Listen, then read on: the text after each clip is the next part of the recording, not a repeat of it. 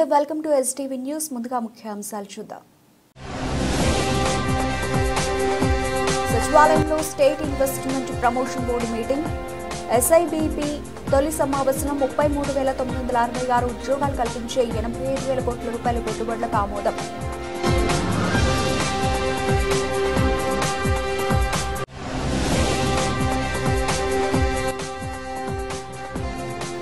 శ్రీ శృంగేరి శారదా పీఠానికి వెళ్లిన మాజీ సీఎం శ్రీ విధుశేఖర భారతి మహాస్వామిని కలిసి ఆశీర్వచనం తీసుకున్న వైఎస్ జగన్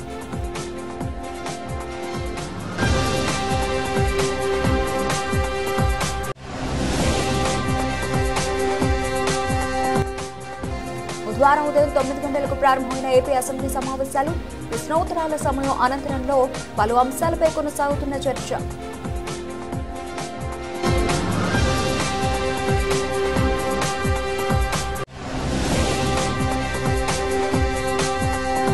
గత పాలకులు రక్షిత తాగునీరు సరఫరాపై కనీస శ్రద్ధ చూపలేదన్న ఉప ముఖ్యమంత్రి ప్రతి ఇంటికి రక్షిత తాగునీరు సరఫరా కూటమి ప్రభుత్వ లక్ష్యమన్న పవన్ కళ్యాణ్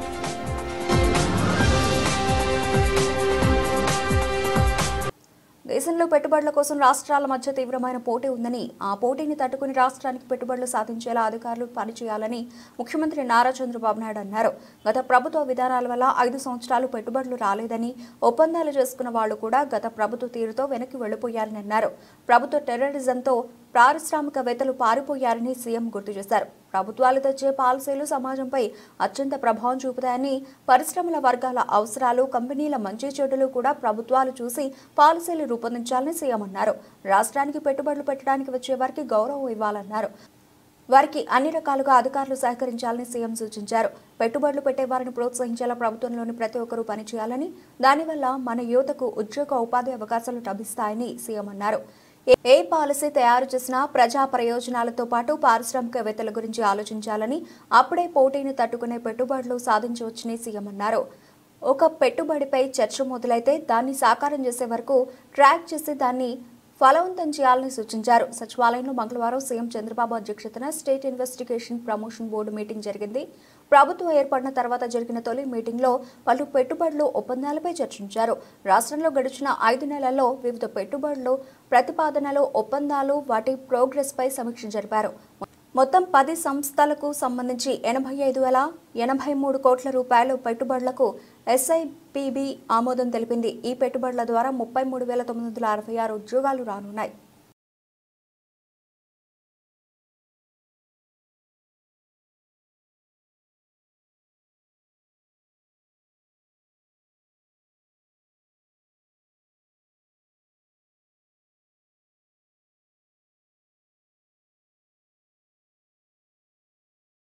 మాజీ CM YS Jaganmohan Reddy Vijayawada BRTS రోడ్లోని శ్రీ శృంగేరి శారదా పీఠానికి విచ్చేశారు.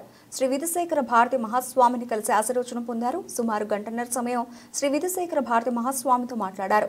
జగన్ వెంట MP YV Subbareddy, MLC KRJ Bharat, మాజీ ఎమ్మెల్యేలు మల్లాది విష్ణు, వెల్లంపల్లి శ్రీనివాస్, అలాగే వైసీపీ ఎన్టీఆర్ జిల్లా ఇన్ఛార్జ్ దేవినేని అవినాష్ తదితరులు ఉన్నారు.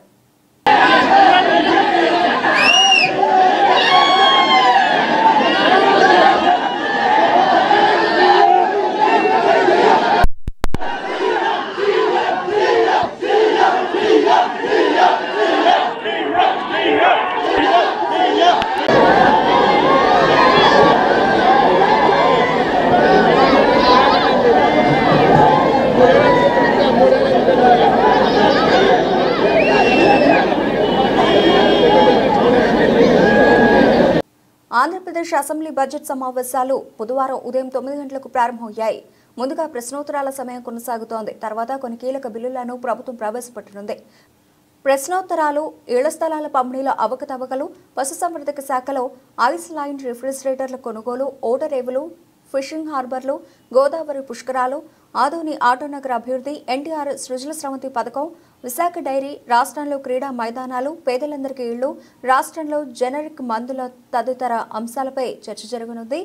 తర్వాత మాజీ ఎమ్మెల్యే నారా రామ్మూర్తి నాయుడు మృతిపై సంతాప తీర్మానం చేయనున్నారు. రూల్ 344 కింద కూటమిలో ప్రభుత్వంలో 150 రోజుల పాలనలో అభివృద్ధి సంక్షేమ పథకాలపై శాసనసభలో చర్చ జరగనుంది.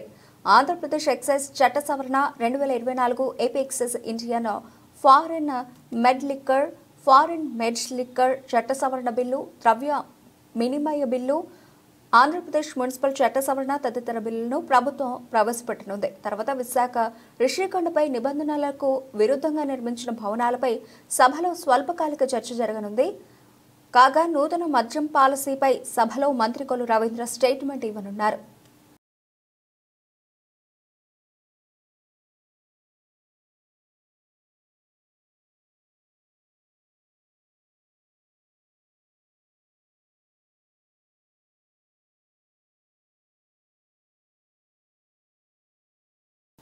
ప్రజారోగ్య పరిరక్షణ, కనీస మౌలిక వసతుల కల్పనకు కూటమి ప్రభుత్వం పెద్దపీట వేస్తుందని రాష్ట్ర ఉప ముఖ్యమంత్రి, పంచాయతీరాజ్, గ్రామీణాభివృద్ధి, ఆర్డబ్ల్యూఎస్ శాఖల మంత్రి పవన్ కళ్యాణ్ స్పష్టం చేశారు.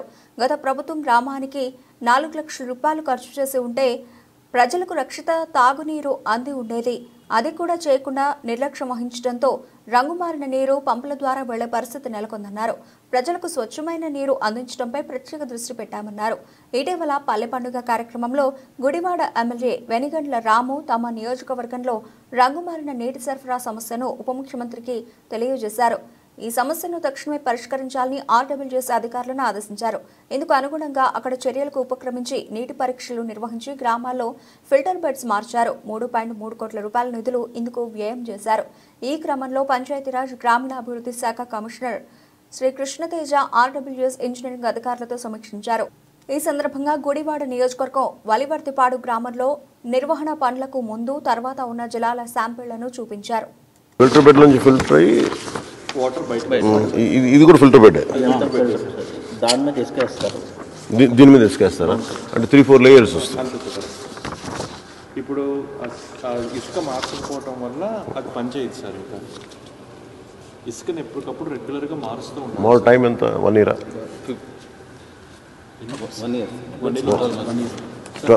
కనీసం 12 monthsకి ఒకసారి మార్చాలి సార్. 3 meters ఇసుకేస్తారు సార్. ఎవ్రీ మంత్ కొంచెం పైన తీస్తూ ఉంటారు, 3 feet 3 feet. సో తర్వాత పూర్తిగానేమో మళ్ళీ 12 monthsకి వస్తారు. రీప్లేస్ చేయకపోతే సో కనీసం వీళ్ళు గుడివాడలో 4 లక్షలు కూడా ఖర్చు పెట్టలేదా? ఒక ఊరికి 4 లక్షలు కూడా అవుతుంది. ఒక ఊరికి 4 లక్షలు కూడా ఖర్చు పెట్టలేదు. అలాంటి 40 గ్రామాలు 3.8 crores ఇచ్చాం సార్. ఈ sand filter not only physical particle sir, parasitic ఇది కూడా అది ఫిల్టర్ చేస్తుంది సార్. స్కిన్ అదే చూస్తాం అనుకోండి. ఈ నీళ్లు కూడా ఎంత మరకలు, ఎంత మడ్డి ఉందో లోపల కదా. మడ్డి వేస్తే అంత క్లీన్గా వచ్చింది. చాలా తేడా ఉందా దానికి దీనికి? Just information sir. మనం ఆ రోజు గుడివాడ అడిగారు కాబట్టి మనం గుడివాడ ఇచ్చాం.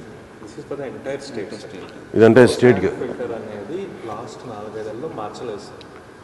ప్రతి పంచాయతీ మనం చెప్పాలి. ఇప్పుడు మన డయేరియా ఎందుకు వచ్చింది, ఎందుకు అవుట్ బ్రేక్ అయింది అంటే ఇదే this is one of the reasons sir. Filters పనిచేయకపోవడం. ఇలా మేమందరికీ చాలా థ్యాంక్స్ చెప్పాలి. చాలా అద్భుతంగా చేశారు. గ్రేట్ఫుల్ టు టీడీఆర్ పనులను పారదర్శకంగా పరిశీలించారని విజయవాడ నగరపాలక సంస్థ కమిషనర్ ధ్యానచంద్ర కమిటీ సభ్యులతో అన్నారు. మంగళవారం ఉదయం ప్రధాన కార్యాలయంలో గల తమ ఛాంబర్లో టీడీఆర్ బాండ్స్ కమిటీ సమావేశాన్ని నిర్వహించారు. ఈ సమావేశంలో Gunadala, Dornakal road, MG road నుండి ఎన్టీఆర్ సర్కిల్ నుండి ఆటోనగర్ వరకు గల ప్రాంతాల్లో టీడీఆర్ బాండ్ల కోసం దరఖాస్తు చేసుకున్న వారి వివరాలను కమిటీ ముందు ప్రవేశపెట్టారు.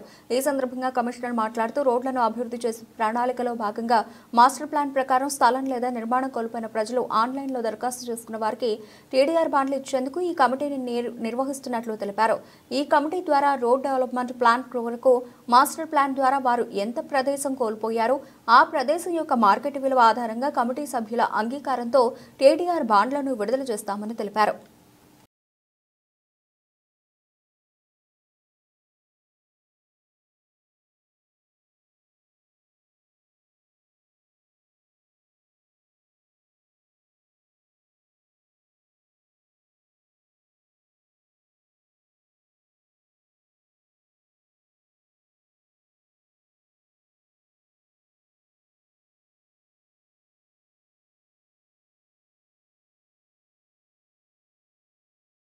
రాష్ట్రంలో జరుగుతున్న అసెంబ్లీ సమావేశాల్లో వాలంటీర్ల సమస్య మీద చర్చించి వాలంటీర్లకు న్యాయం చేయాలని ఆంధ్రప్రదేశ్ స్టేట్ వాలంటీర్ అసోసియేషన్ రాష్ట్ర ప్రధాన కార్యదర్శి లంకా గోవిందరాజులు ప్రభుత్వాన్ని డిమాండ్ చేశారు. వాలంటీర్లకు న్యాయం చేయాలని కోరుతూ Andhra Pradesh state volunteers association AIYF ఆధ్వర్యంలో ముఖ్యమంత్రి, శాసనసభ స్పీకర్, మంత్రులకు విజ్ఞాపన పత్రాలు పంపించారు. ఈ సందర్భంగా గవర్నర్పేటలోని బకింగ్హామ్ పోస్ట్ ఆఫీస్ వద్ద వాలంటీర్లు పోస్టులు పంపించి నిరసన వ్యక్తం చేశారు. ఈ సందర్భంగా లంకా గోవిందరాజులు మాట్లాడుతూ రాష్ట్రంలో ముఖ్యమంత్రిగా ఎన్నికల సమయంలో ఇచ్చినటువంటి హామీల ప్రకారం 2,60,000 మంది వాలంటీర్లకు న్యాయం చేస్తూ అసెంబ్లీలో చర్చించాలని, గత 5 నెలలుగా బకాయిలు చెల్లించాలని, ఎన్నికల హామీ ప్రకారం 10,000 గౌరవ వేతనం ఇచ్చేలా చర్యలు చేపట్టాలని, రాజకీయ ఒత్తిళ్లతో రాజీనామా చేసినటువంటి వాలంటీర్లను మానవతా హృదయంతో కొనసాగేలా చర్యలు తీసుకోవాలని, ముఖ్యమంత్రి నారా చంద్రబాబు నాయుడు ఎన్నికల హామీని నిలబెట్టుకోవాలని కోరారు. రాష్ట్ర వ్యాప్తంగా వాలంటీర్ అసోసియేషన్ ఆధ్వర్యంలో గత వారం రోజుల నుంచి కూడా రాష్ట్ర ప్రభుత్వం అయినటువంటి సీఎం గారికి వినతి పత్రాలు ఇవ్వడం జరుగుతుంది. వాలంటీర్ల ఆధ్వర్యంలో అర్జీ ఉత్తరం జరుగుతుంది. దానిలో భాగంగా ఈరోజు విజయవాడలో కూడా విజయవాడ ఉన్న వాలంటీర్స్తో కలిపి AIYFగా ఈరోజు అర్జీ ఉద్యమం చేయడం జరిగింది. ప్రధానమైన డిమాండ్ ఏంటంటే రాష్ట్రంలో 2,60,000 మంది వాలంటీర్లు కొనసాగుతున్నప్పటికీ కూడా గత 6 నెలల నుంచి వీళ్ళకి గౌరవవేతనం ఇచ్చే పరిస్థితులు ఈ ప్రభుత్వం లేదనమాట. మంచి ప్రభుత్వం అంటూ చెప్పుకుంటూ 100 రోజులు గడిచినప్పుడు మంచి ప్రభుత్వం అని చెప్పి స్టిక్కర్లు వేసుకుంటూ రాష్ట్ర ప్రభుత్వం బ్రహ్మాండమైన ఈ ఎన్డీఏ కూటమి బ్రహ్మాండంగా ప్రచారం చేసుకుంది. ఉద్యోగస్తులకి 1వ తారీఖునే మేము జీతాలు ఇస్తాం చాలా గొప్పగా చెప్పినారు. నిజమే, మీరు మంచి ప్రభుత్వమే. మీ మంచి ప్రభుత్వానికి వాలంటీర్ల తరపున వాలంటీర్ల అసోసియేషన్ తరపున మేము మంచి సూచన తెలియజేస్తాం. గత 6 నెలల నుంచి గౌరవవేతనం లేక ఇబ్బంది పడుతున్న ఈ వాలంటీర్లకి గౌరవవేతనాన్ని అందించమని చెప్పేసి మేము మీ వినతి పత్రం ద్వారా తెలియజేస్తాం. అంతేకాకుండా మీరు ఎన్నికల వాగ్దానంలో ఏవైతే అమలు చేస్తామని చెప్పారో ఆ రోజున వాలంటీర్లని మీకు భద్రత లేదు, మిమ్మల్ని గత ప్రభుత్వం మానస పుత్రికల పేరుతో మిమ్మల్ని మోసం చేస్తున్నారు తప్ప మీకు భద్రత కల్పించలేదు. మేము అధికారంలో రావడంగానే మీకు భద్రత కల్పిస్తాం. మీకు భద్రత కల్పించడంతో పాటు నెలకి 10,000 రూపాయల గౌరవవేతనం కూడా ఇస్తామని చెప్పి వాగ్దానం చేశారు. ఎన్డీఏ కూటమి అయినటువంటి చంద్రబాబు నాయుడు గారు, పవన్ కళ్యాణ్ గారు కూటమి ఆధ్వర్యంలో వాలంటీర్లకి ఒక పద్ధతి.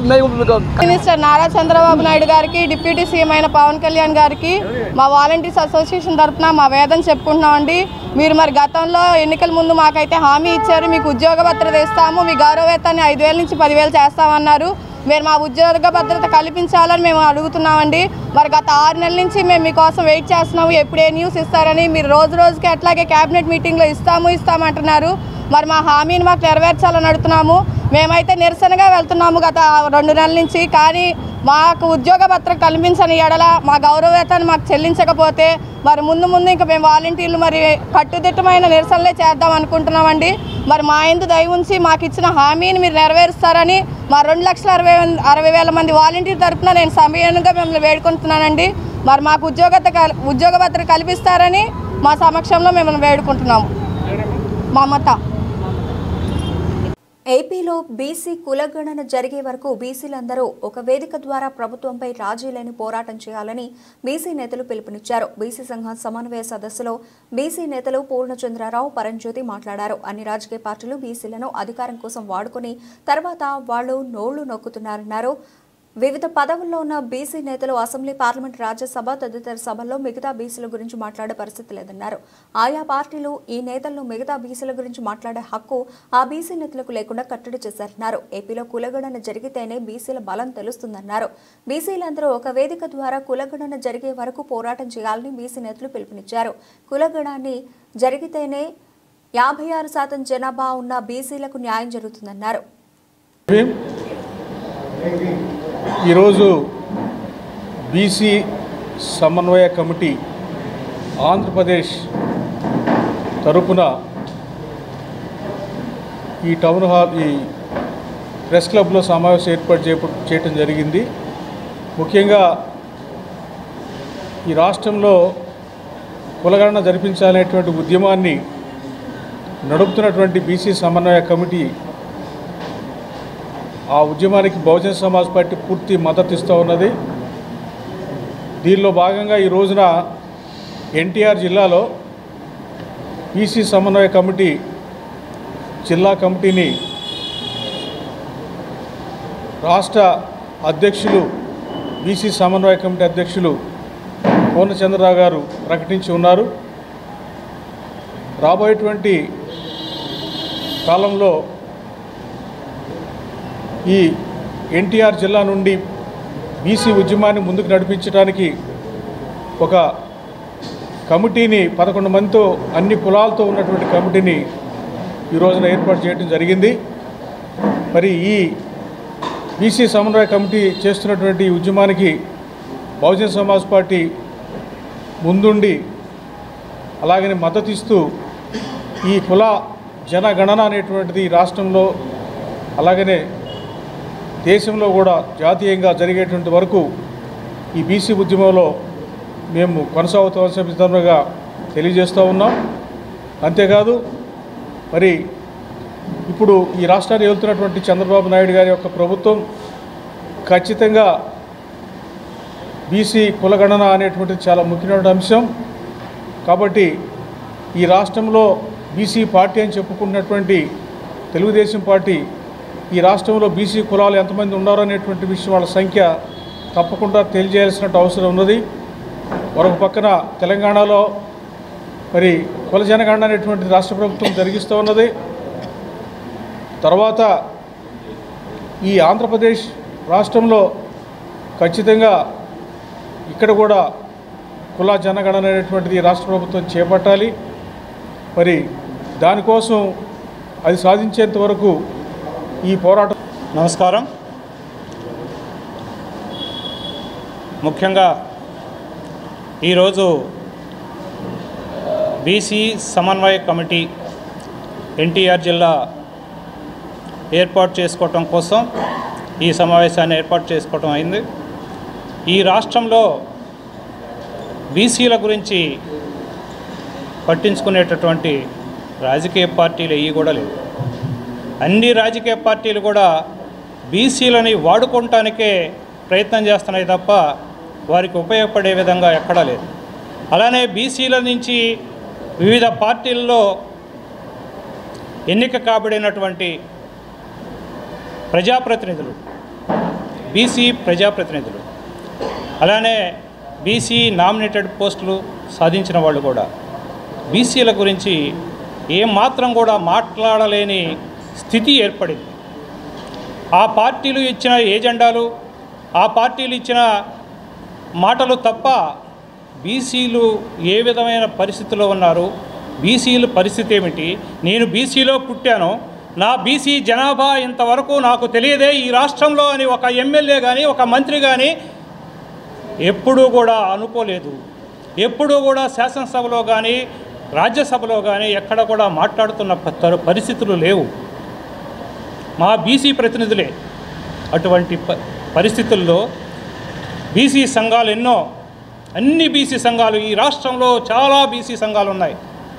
ఈ బీసీ సంఘాలన్నీ కూడా ప్రయత్నం చేస్తూ ఉన్నాయి, అడుగుతూ ఉన్నారు, ఎన్నో సమస్యల మీద పోరాటం చేస్తూ ఉన్నారు కొన్ని సంవత్సరాల నుండి కూడా. కానీ వాళ్ళు కూడా ఈ జనాభా ఈ తేల్చడానికి ఒకే ఏజెండా మీద ఒకే వేదిక మీదకి ఇంతవరకు అన్ని సంఘాలు రాలేదు, పోరాటం చేయటం లేదు.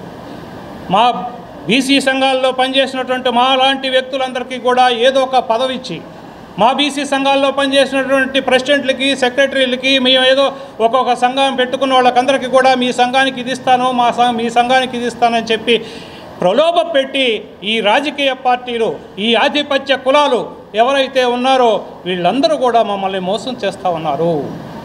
మేము వాటికి లోబడి మేము సర్వే అవటం కోసం మేము మా సంఘాల ద్వారా కూడా నిరాదరణకు గురైన వారిని రాష్ట్ర ప్రభుత్వం ఆదరిస్తున్నప్పటికీ స్వచ్ఛంద సంస్థలు కూడా వారి వంతు బాధ్యతను నిర్వహించాలని ఎస్ఎన్జీ ఫౌండేషన్ అధ్యక్షురాలు శారదావాణి అన్నారు.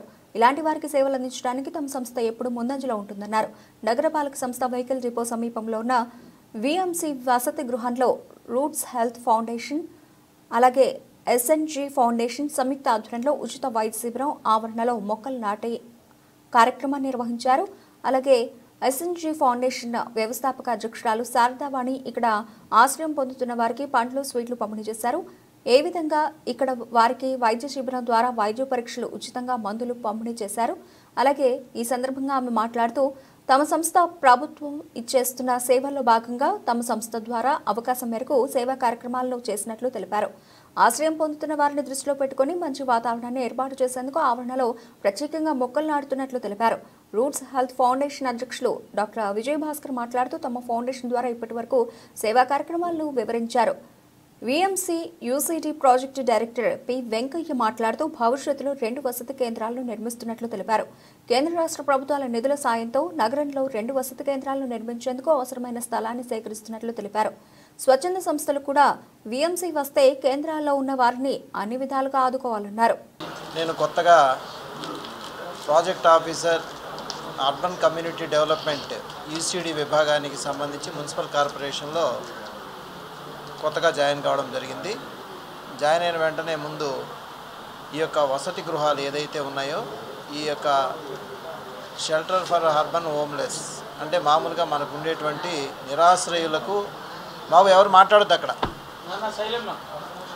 నిరాశ్రయులకు వసతి కల్పించేటువంటి ప్రయత్నంలో భాగంగా మొత్తం మన ఇక్కడ ఉండేటువంటి విజయవాడలో ఉండేటువంటి మొత్తం ఒక 4 షెల్టర్స్ ఉన్నాయి. అందులో ఒకటి వచ్చేసరికి రాణిగారి తోట, 2 వచ్చేసరికి మనకి హనుమాన్పేట, 3వది ఇక్కడ, తర్వాత 4వది వచ్చేసరికి టన్నల్ స్ట్రీట్ దగ్గర మరొకటి పెట్టడం జరిగింది. అయితే వీటన్నిట్లలో కూడా అన్నీ కూడా ఒక్కొక్కటి 100 కెపాసిటీ ఉన్నటువంటి ఒక రాణిగారి తోటలో మాత్రం 50 కెపాసిటీ ఉన్నటువంటి నిరాశ్రయులకు సంబంధించినవి మాత్రమే ఉన్నాయి. అయితే దీంట్లో మామూలుగా మనకి మున్సిపల్ కమిషనర్ గారి యొక్క సహకారము, తర్వాత నెక్స్ట్ మనకి మెప్మా మిషన్ డైరెక్టర్ వారి యొక్క సహకారంతో ఎన్యుఎల్ఎం ఫండ్స్ అంటే మామూలుగా నేషనల్ అర్బన్ లైవ్లీహుడ్ మిషన్ సంబంధించినటువంటి ఫండ్స్ కూడా దీనికి రావడం జరిగింది. దాంతో ఇక్కడ కొత్తగా మరొక 2 షెల్టర్స్ను కూడా కొత్తగా ఏర్పాటు చేయాలని చెప్పేసి దానికి సైట్ కూడా వెతకమని దానికి సైట్కి సంబంధించింది కూడా చూడమని చెప్పేసి ఎండి మిషన్ డైరెక్టర్ గారు కూడా చెప్పి ఉన్నారు. కాబట్టి దాన్ని బేస్ చేసుకొని ఇక్కడ మనం కొత్త షెల్టర్స్ను కూడా కట్టేదానికి ప్రయత్నం చేస్తున్నాం. అయితే ఈ కట్టేటువంటి కొత్త షెల్టర్స్కి సంబంధించి అందులో ఒకటి మహిళలకు ఉపయోగించే ప్రయత్నం కూడా చేస్తూ ఉన్నాం. అంటే అచ్చంగా మహిళలు అంటే ఒక్క పురుషులకే కాకుండా ప్రస్తుతానికి ఇప్పుడు ఉండేటువంటి 4 కూడా పురుషులకు సంబంధించినవి, కానీ ఒకటి మహిళలకి కూడా కేటాయించే ప్రయత్నం జరగబోతుంది. ఎందుకంటే మహిళలు కూడా హాస్పిటల్స్కి రావడం, రైల్వే స్టేషన్స్కి రావడం, కొంతమంది నిరాశ్రయులుగా ఉండడం, కొంతమంది పిల్లలు వాళ్ళ తల్లిదండ్రులని బయట వదిలేయడం ఇలా జరుగుతూ ఉంది. కాబట్టి అలాంటి నిరాశ్రయులైనటువంటి ప్రతి ఒక్కరికి కూడా ఆదుకునే నిమిత్తం మెప్మా, తర్వాత నెక్స్ట్ మనకు మున్సిపల్ కమిషనర్ విజయవాడ కానీ, అదేవిధంగా మనకి mission director Tej Bharat sir కానీ వీటన్నిటికి సంబంధించినటువంటి ప్రయత్నం చేయబోతున్నారు. కాబట్టి ఈ ప్రయత్నంలో భాగంగా మనం 4 షెల్టర్స్ని విజిట్ చేశాం. అందులో ఈ యొక్క రూట్ షెల్టర్ అనేది కొంత నీట్గా మెయింటైన్ చేయడం జరుగుతుంది. అంతేకాకుండా ఈరోజు ప్రత్యేకించి ఈ ఉన్నటువంటి నిరాశ్రయులందరికీ కూడా ఎప్పుడు కూడా ఎవ్రీ మంత్ మామూలుగా మనకు ఉండేటువంటి ఆరోగ్యపరమైనటువంటి చర్యలు తీసుకోవడం, అంతేకాకుండా వాళ్ళకి పరీక్షలు చేయించడం, తర్వాత వాళ్ళని ఆ వచ్చినటువంటి నిరాశ్రయులకి ఆరోగ్యవంతమైనటువంటి జీవితాన్ని ఇక్కడ కల్పించేటువంటి ప్రయత్నం చేయడం జరుగుతుంది. అయితే ఇక్కడికి వచ్చినటువంటి వాళ్ళు ఎక్కువ మంది మామూలుగా నిరాశ్రయులైనటువంటి వాళ్ళే. అయితే కొంతమంది ఏంటంటే మామూలుగా వాళ్ళకి ఇళ్లలో వదిలేసినటువంటి వాళ్ళు ఆర్ఫాన్స్ కూడా ఉన్నారు. ఆర్ఫాన్స్కి అదేవిధంగా ఇక్కడ పనిచేసి పగులంతా పనిచేసుకుని ఇక్కడ నైట్ వచ్చేటువంటి వాళ్ళకి మనం ఎక్కువ అవకాశం కల్పించకుండా ఎక్కువగా నిరాశ్రయులైనటువంటి వాళ్ళు ఆర్ఫాన్స్ కానీ ఇంట్లో తల్లిదండ్రులను వదిలేసినటువంటి వాళ్ళని కానీ ఇలాంటి వాళ్ళందరికీ కూడా మనం ఆశ్రయం కల్పించే ప్రయత్నం జరుగుతుంది. ఎక్కువ మంది ఇక్కడ కింద 1 పైన 1 2 ఫ్లోర్స్లో మామూలుగా ఇక్కడ కింద 50 పైన ఒక 50 మొత్తం 100 మంది వచ్చి ఇక్కడ చేసేటువంటి ప్రయత్నం జరుగుతుంది. కాబట్టి కంపల్సరీగా రాబోయే రోజుల్లో ఈ యొక్క నిరాశ్రయులకి అవకాశం కల్పించే దృష్ట్యా కొత్తగా మరొక 2 షెల్టర్ని 2.5 crore నిర్మించే ప్రయత్నం జరుగుతుంది. బులెటిన్ ముగించే ముందు హెడ్లైన్స్ మరోసారి. సచివాలయంలో state investment promotion board meeting. SIBP తొలి సమావేశం 33,966 ఉద్యోగాలు కల్పించే 85,000 కోట్ల రూపాయల పెట్టుబడులకు ఆమోదం.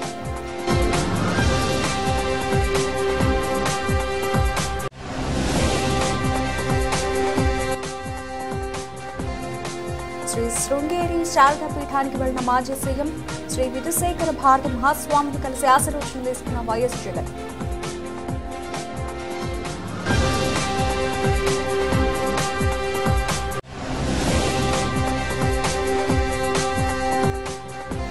బుధవారం ఉదయం 9 గంటలకు ప్రారంభమైన ఏపీ అసెంబ్లీ సమావేశాలు. ప్రశ్నోత్తరాల సమయం అనంతరంలో పలు అంశాలపై కొనసాగుతున్న చర్చ.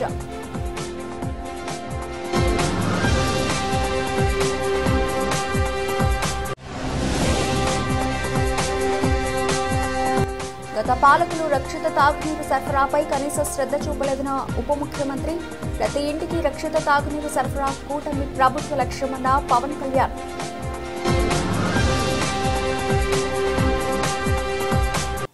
ఇవి ఇప్పటివరకు నబిల్చిన అప్డేట్స్. మరిన్ని అప్డేట్స్తో మళ్ళీ కలుద్దాం. అంతవరకు సెలవు. నమస్తే.